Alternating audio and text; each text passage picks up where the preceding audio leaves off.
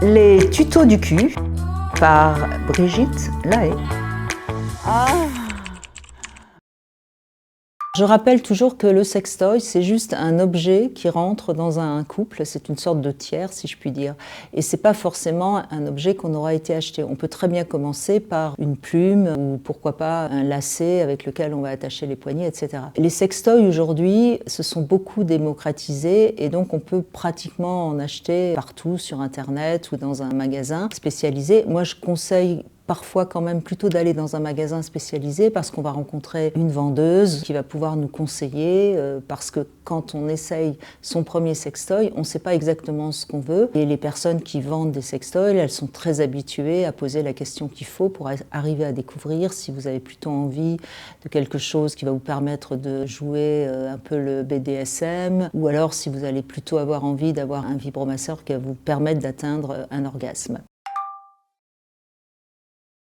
Il y a encore beaucoup de gens qui sont un petit peu inquiets par rapport au sextoy. Par exemple, les hommes seraient inquiets parce qu'ils se demandent s'ils ne suffisent pas à leur partenaire, pourquoi elle aurait tout d'un coup besoin de quelque chose d'autre. Donc il faut d'abord rassurer son partenaire si c'est un homme. Et quant aux femmes, elles ont parfois l'impression, si tout d'un coup on leur amène un sextoy, que peut-être on veut qu'elle soit une salope. Donc ça, c'est pas très bon non plus.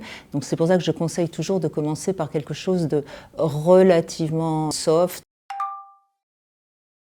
Il y a des tout petits vibromasseurs, par exemple, sous forme de rouge à lèvres. Alors là, c'est presque un petit jouet. Alors, c'est pas sur le plan de la jouissance les meilleurs jouets, parce que les meilleurs jouets, c'est évidemment des jouets qui sont très spécialisés. Il y a notamment ce qu'on appelle le womanizer, qui est très, très, très apprécié par les femmes et qui est relativement récent. Je crois que ça fait à peu près 5-6 ans qu'il est sur le marché. C'est une sorte de petite ventouse qui souffle de l'air et qui donc fait monter l'orgasme tout doucement et qui est évidemment fait pour le clitoris. Il y a des jouets pour le clitoris. Il y en a pour le vagin, il y en a pour l'anus, il y en a pour s'attacher les mains, il y en a pour se bander les yeux.